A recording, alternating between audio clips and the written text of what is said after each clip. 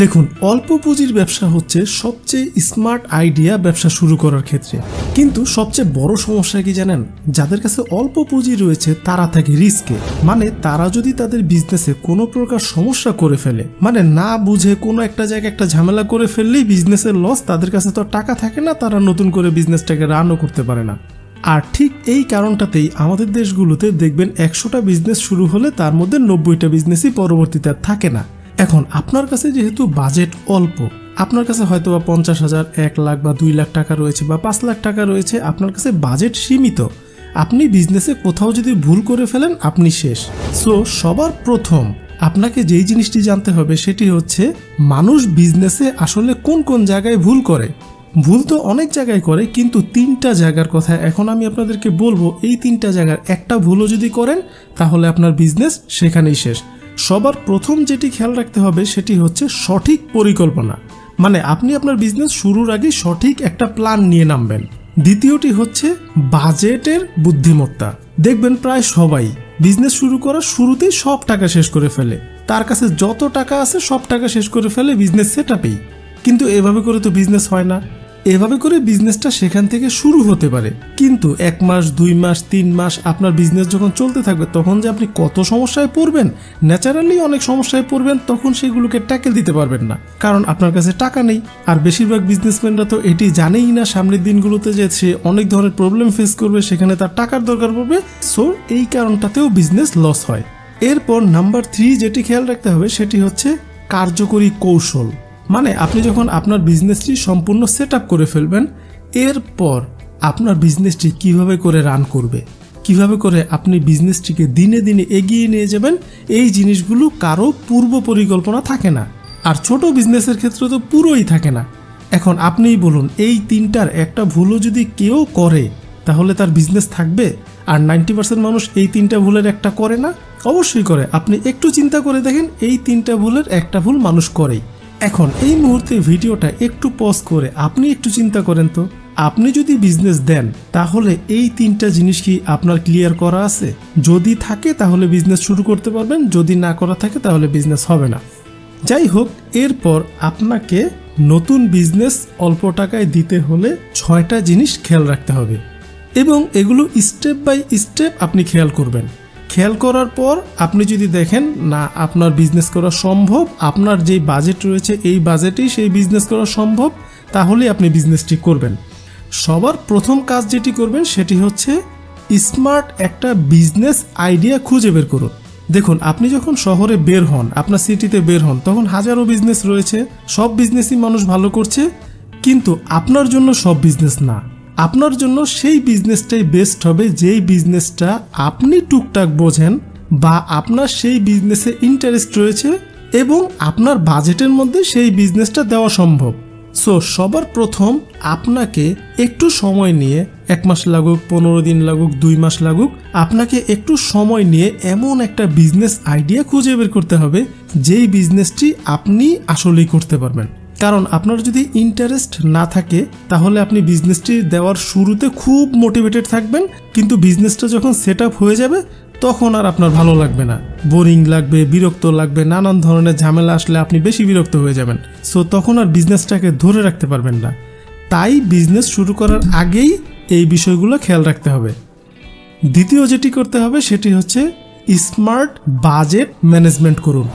দেখুন, আপনার কাছে টাকা খুবই কম, আপনি যদি একটু এদিক সেদিক করে ফেলেন আপনার বিজনেস শেষ। সো আপনার খুব সূক্ষ্ম একটা বাজেট ম্যানেজমেন্ট করতে হবে। একটা আইডিয়াল বাজেট ম্যানেজমেন্ট আমি আপনাদেরকে দেই। ধরুন সাপোজ আপনার কাছে 1 লাখ টাকা রয়েছে।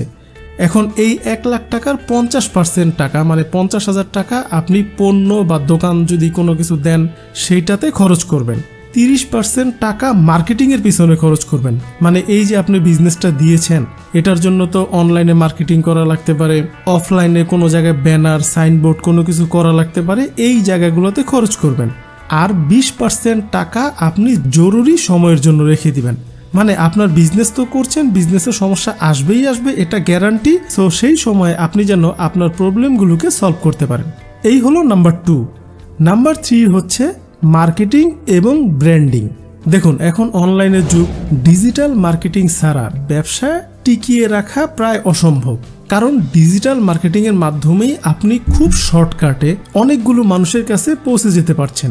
এখন ডিজিটাল মার্কেটিং আপনাকেই জানতে হবে এইরকমটা নয়, অনেক এজেন্সি রয়েছে, তাদেরকে টাকা দিলেই তারা বুস্ট করে দেয়। সো আপনি সোশ্যাল মিডিয়ার এই কাজগুলো করতে পারেন।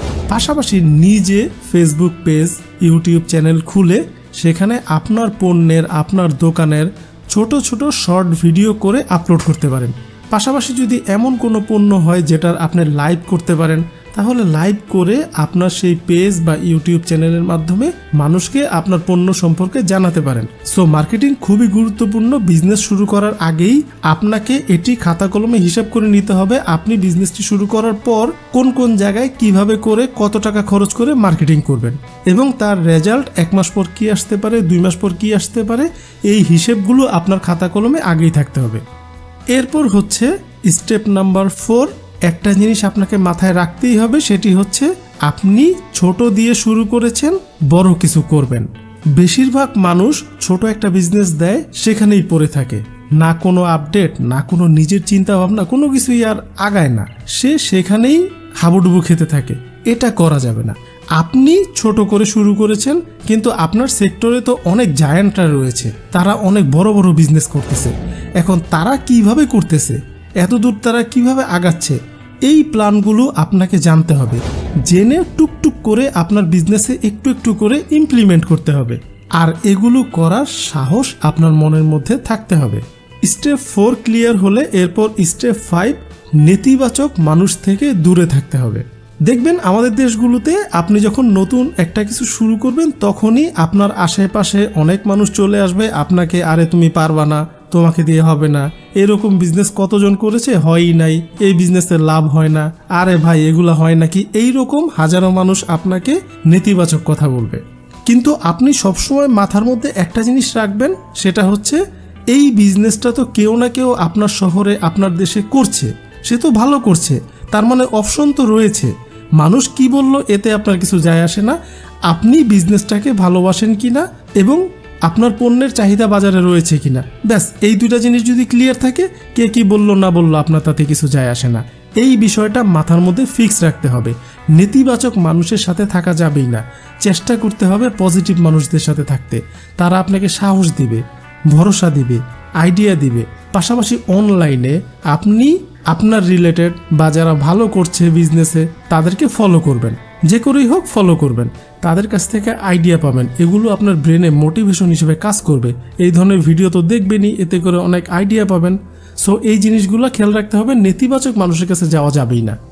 এরপর স্টেপ নাম্বার 6, আর এটি খুবই গুরুত্বপূর্ণ, এটি আপনার বিজনেসকে বাড়াবে, সেটি হচ্ছে প্রচুর শিখতে হবে। দেখুন, একটা বিজনেস যেই ব্যক্তি শুরু করুক, সেই ব্যক্তি কিন্তু বিজনেসের সবকিছু জানে না।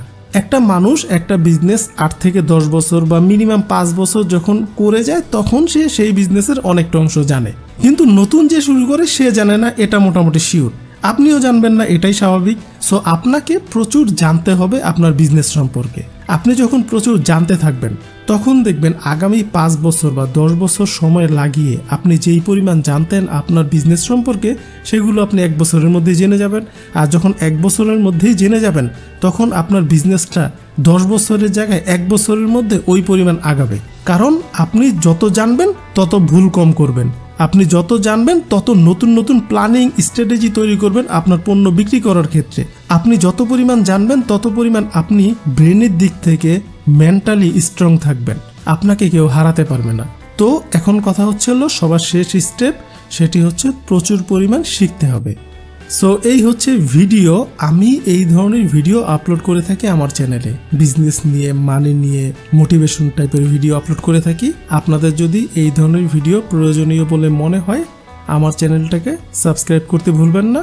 এখন সবার শেষে 2টা কথা, প্লিজ ভিডিওটি যদি উপকারী বলে মনে হয় তাহলে একটা লাইক করতে ভুলবেন না। আর অবশ্যই একটু কষ্ট করে ভিডিওটি আপনারা আপনাদের কাছের মানুষদের সাথে শেয়ার করে দিবেন, কারণ আপনার একটি শেয়ার কারো না কারো অনেক উপকারে চলে আসতে পারে।